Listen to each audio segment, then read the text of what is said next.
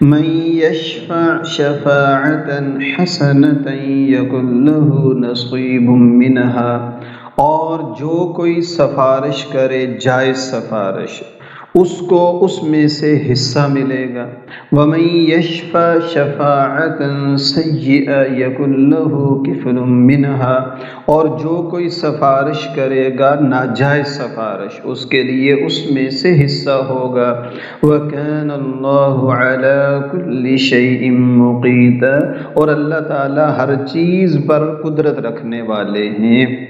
وَإِذَا حُيِّيتُم بِتَحِيَّةٍ، اور جب تمہیں کوئی دعا دے کسی دعا کے ساتھ، فَحَيُّوا بِأَحْسَنَ مِنْهَا أَوْ رُدُّوهَا، تو تم اس کو دعا دو اس سے بہتر کلمات کے ساتھ یا انہی کو لوٹا دو۔ إِنَّ اللَّهَ كَانَ عَلَىٰ كُلِّ شَيْءٍ حَسِيبًا، اور بے شک اللہ تعالیٰ ہر چیز پر خوب حساب رکھنے والے ہیں۔ اللہ لا الہ الا ہو، اللہ اس کے علاوہ کوئی معبود نہیں۔ لَيَجْمَعَنَّكُمْ إِلَىٰ يَوْمِ الْقِيَامَةِ لَا رَيْبَ فِيهِ، البتہ ضرور بالضرور جمع کرے گا تمہیں قیامت کے دن جس میں کوئی شک نہیں ہے۔ وَمَنْ أَصْدَقُ مِنَ اللَّهِ حَدِيثًا، اور اللہ سے بڑھ کر بات میں سچا کون ہو سکتا ہے۔ آج کے سبق میں جو پہلی آیت مبارکہ ہے تو یہ سفارش کے بارے میں ہے، اہم احکام پر مشتمل ہے سفارش کے، اور ضابطہ بتا دیا کہ سفارش اچھی بھی ہوتی ہے بری بھی ہوتی ہے، اور جائز سفارش کرنے والے کے لیے جائز سفارش اور اچھی سفارش میں، نیک سفارش میں جو وہ کام ہوگا آپ واسطہ بنیں گے تو اس نیکی میں حصہ ہوگا، ناجائز سفارش کریں گے جتنے گناہ اور وبال ہوگا اس میں سے حصہ ہوگا۔ پہلی بات یہ ہے کہ جائز سفارش اور اچھی سفارش کے لیے نصیبن کا لفظ آیا، اور بری سفارش کے لیے کفلن کا لفظ آیا، دونوں کا مطلب حصہ ہے، اور اکثر طور پر نصیب اچھے حصے کو کہتے ہیں اور کفل اکثر طور پر برے حصے کو کہتے ہیں، اگرچہ کہیں کہیں کفلن کا لفظ اور کفلین کا لفظ اچھے معنی میں بھی قرآن میں استعمال ہوا ہے، جیسے اللہ جل شانہ نے کفلین من رحمہ، اللہ تعالیٰ اپنی رحمت کے دوہرے پیمانے ان کو عطا فرمائیں گے، یہ بھی استعمال ہوا ہے۔ اور سفارش شفاعت جس کو عربی میں کہتے ہیں، یہ اس کے معنی کیا ہیں؟ عربی زبان میں شفاعت کے معنی جوڑنے اور ملانے کے ہوتے ہیں، جوڑنے اور ملانے کے ہوتے ہیں۔ اور اب سفارش کا کیا مطلب ہوتا ہے؟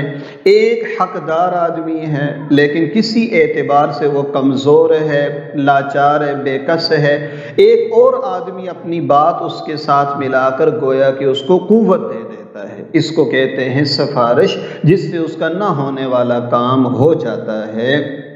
اور یہ جو سفارش ہوتی ہے، یہ فرماتے ہیں کہ سفارش ایک گزارش ہے، سفارش ایک گزارش ہے، سفارش حکم نہیں ہے، بس اس بات کا خیال کرنا چاہیے۔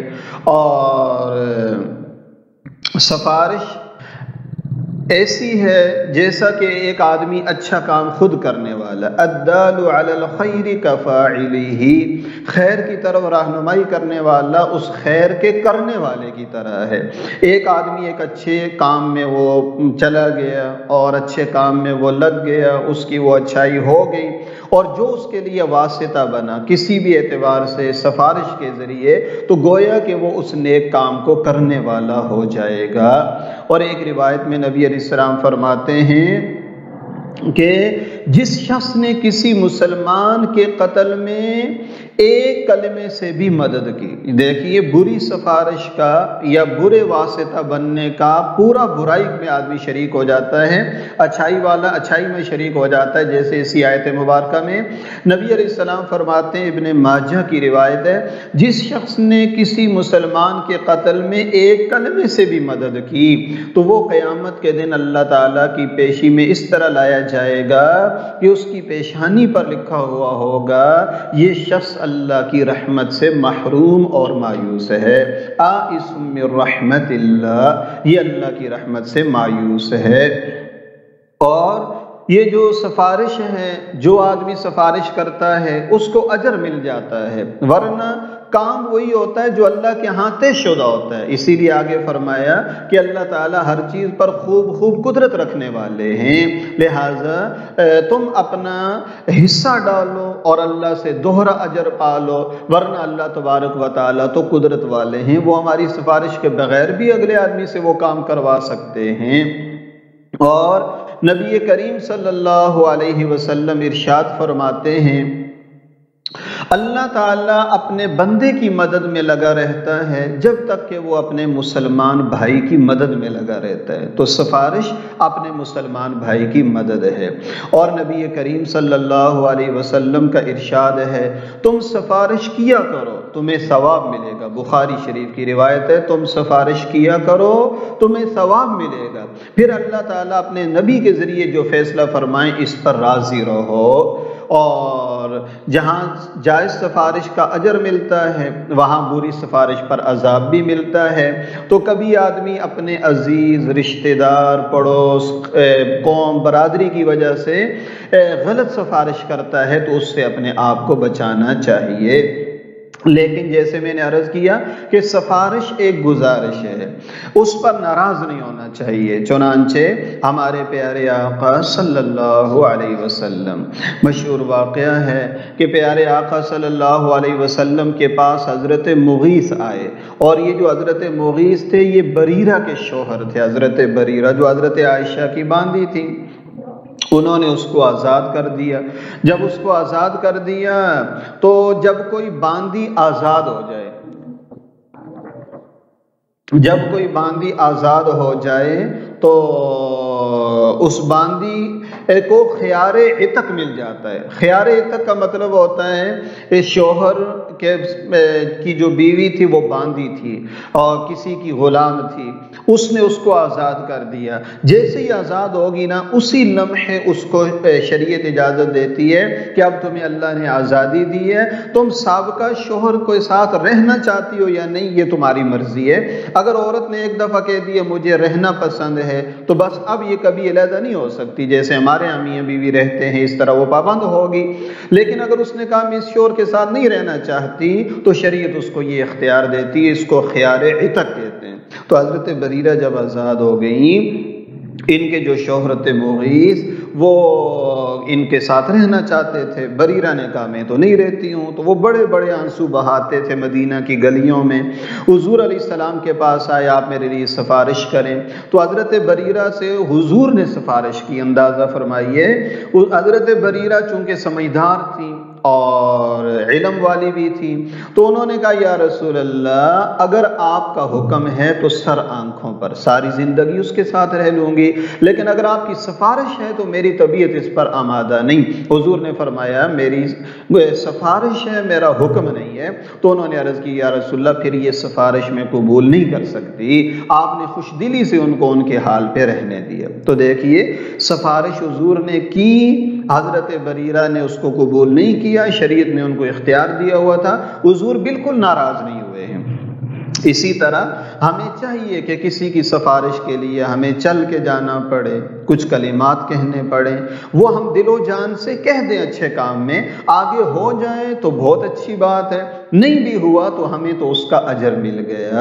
تو اگر کسی کو اللہ نے اتنی طاقت، وجاہت اور اتنا تعلق دیا ہے تو سفارش کرنی چاہیے۔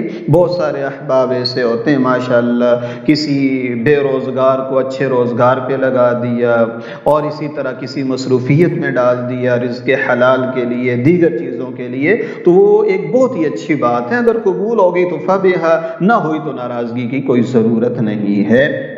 لیکن یاد رکھیے سفارش تب اجر ہے جب اس پر رشوت اور معاوضہ نہ لیا جائے۔ ایک آدمی ہمارے پاس آیا، ہمارا وہ کام نہیں ہے، ہم نے اپنی وجاہت تعلقات کی وجہ سے اگر اس کی سفارش کی اور اس کا کام ہو گیا، پھر ہم اس سے معاوضہ نہیں لیں گے۔ تب اگر صرف سفارش ہم نے کی اور اس سے کوئی معاوضہ لے لیا تو یہ رشوت بن جاتا ہے، پھر یہ تو درست نہیں رہتا ہے۔ لہذا سفارش اللہ کی رضا کے لیے کہ میرے بس میں اتنا ہی تھا، میں اپنے مسلمان بھائی کی مدد کرتا ہوں تو اس کے لیے اللہ تعالیٰ اجر عطا فرماتے ہیں۔ ایک بات بہت ہی آسان ہے جو ہم سبھی کر سکتے ہیں، شریعت نے کتنے ہمارے لیے آسانیاں فرمائی ہیں، وہ یہ ہے کہ کسی مسلمان کے لیے دعا کرنے سے بھی اللہ اجر دیتے ہیں۔ کوئی بے روزگار ہے، بیمار ہے، پریشان ہے، تو ہم اس کے لیے دعا کریں۔ جب حدیث پاک میں آتا ہے جب کوئی شخص اپنے مسلمان بھائی کے لیے دعائے خیر کرتا ہے، فرشتہ کہتا ہے کہ وَلَكَ بِمِثْلٍ، کہ تیری بھی اللہ ایسی حاجت پوری کرے جیسا کہ تو اس کے لیے دعا کر رہا ہے۔ تو دیکھیے فرشتوں کی دعا تو یقیناً قبول ہوتی ہے، تو دعا کے ذریعے سے بھی ہم سفارش کر سکتے ہیں۔ دعا گویا اللہ کی بارگاہ میں سفارش ہے کہ یا اللہ میں فلاں مسلمان بھائی بہن کے لیے آپ کی بارگاہ میں دعا گو ہوں اور سفارش کرتا ہوں، تو اللہ تعالیٰ کہ ہاں یہ سفارش بھی بڑی قابل قدر ہے اور اس کی وجہ سے آدمی کے اپنے کام بھی بن جاتے ہیں۔ تو یہی فرمایا جو کوئی جائز سفارش کرے گا، نیک سفارش کرے گا، اس کے لیے اس میں سے حصہ ہوگا، اور جو کوئی ناجائز سفارش کرے گا اس کے لیے اس میں سے حصہ ہوگا۔ اللہ تعالیٰ ہر چیز پر حساب رکھنے والے۔ اس سے معلوم ہو گیا دیکھو ہمارا دین عالمگیر دین ہے، زندگی کے تمام شعبوں پر حاوی ہے، اور یہ نہیں کہ چند عبادات کا نام صرف دین ہے۔ دین کے 5 بنیادی شعبے ہیں، عقائد ہیں، عبادات ہیں، معاملات ہیں، اخلاق ہیں، اور سیاست اور حکومت ہے۔ تو یہ ووٹ جو ہے نا یہ بھی ایک دینی کام ہے، جس طرح عبادات ایک دینی کام ہے تو یہ سیاست بھی ایک دینی کام ہے۔ تو ووٹ ایک امانت بھی ہے اور امانت میں خیانت جائز نہیں ہے، اور ووٹ ایک سفارش بھی ہے۔ غلط آدمی کو ووٹ دینا گویا کہ غلط سفارش کرنا ہے، اور اچھے آدمی کو ووٹ دینا گویا کہ اچھی سفارش کرنا ہے، کہ میں اپنے ووٹ کے ذریعے سے اس کو منتخب کرتا ہوں، گویا میں اس کی سفارش کرتا ہوں۔ تو ووٹ ایک امانت بھی ہے، ووٹ ایک سفارش بھی ہے، اور ووٹ کے ذریعے سے دوسرے آدمی کو گویا آدمی اپنا وکیل بھی بنا رہا ہوتا ہے۔ اس لیے ووٹ دینے میں بھی ہمیں اس کا خیال کرنا چاہیے کہ ہمارا ووٹ شرعاً اللہ رسول کے ہاں وہ درست ہے یا وہ درست نہیں ہے، اس کا بھی خیال کرنا ضروری ہے۔ اگلی جو آیت مبارکہ ہے نا وہ دعا اور سلام کے بارے میں ہے۔ یہاں تحیہ سے مراد گویا سلام ہے، لغوی معنی اس کے دعا ہے اور اصطلاحی معنی اس کے سلام ہے، لہٰذا جو ترجمہ کیا ہے وہ دعا کے ساتھ کیا گیا۔ وَإِذَا حُيِّيتُم بِتَحِيَّةٍ، جب تمہیں کوئی دعا دے کچھ کلمات کے ساتھ، یا تمہیں کوئی سلام کرے سلام کے کلمات کے ساتھ، دونوں اس کے ترجمے، فَحَيُّوا بِأَحْسَنَ مِنْهَا أَوْ رُدُّوهَا، اتنا ہی لوگ اس سے بہتر جواب دے دو یا اتنا ہی سلام لوٹا دو۔ ان اللہ کان علی کل شیء حسیبا، اللہ تعالیٰ ہر چیز پر خوب حساب رکھنے والے ہیں۔ عرب کے اندر اسلام سے پہلے سلام کی جگہ پر حیاک اللہ کہنا مشہور تھا، اللہ آپ کو زندہ رکھے، حیاک اللہ وہ کہتے تھے۔ اسلام نے اسی کو بدل کر السلام علیکم کا طریقہ جاری کیا، اور یہ جو سلام کا لفظ ہے، سلام اللہ کے مبارک ناموں میں سے ایک نام ہے۔ السلام علیکم کا معنی ہے کہ اللہ رقیب علیکم، اللہ تمہیں سلامتی عطا فرمائے، اللہ تمہارا محافظ بن جائے، مددگار بن جائے۔ اور ایک تو اللہ سے دعا ہوگی، دوسرا سلام یہ پیغام ہوتا ہے کہ آپ میری طرف سے مامون ہیں، میری طرف سے آپ امن سلامتی میں، میری زبان سے میرے ہاتھ سے آپ کو کوئی تکلیف نہیں پہنچے گی، اور آپ پر رحمتیں اور برکتیں ہوں۔